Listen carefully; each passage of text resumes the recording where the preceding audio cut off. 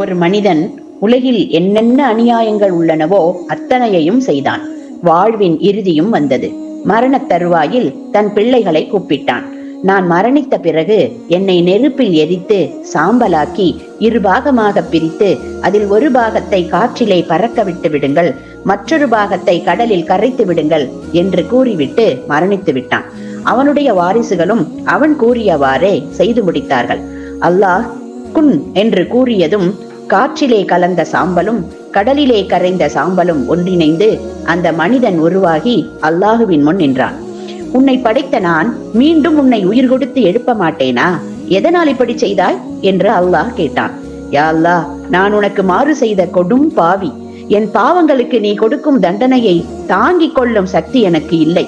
உனக்கு பயந்தே இந்த காரியத்தை செய்ய சொன்னேன் என்று கூறினான்.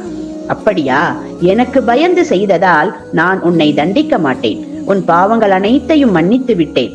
உன்னை சொர்க்கத்தில் நுழையச் செய்வேன் என்று இறைவன் கூறினான். வல்லதீன ஹும் மின் அதாபி ரப்பிஹிம் முஷ்ஃபிகூன். இன்னும் அவர்கள் யாரென்றால் ரப்புடைய தண்டனைக்கு பயப்படுவார்கள் என்ற குர்ஆன் வசனத்துக்கு உரிய எடுத்துக்காட்டான இந்த நிகழ்வு நம்மில் தக்வாவை அதிகப்படுத்த வேண்டும்.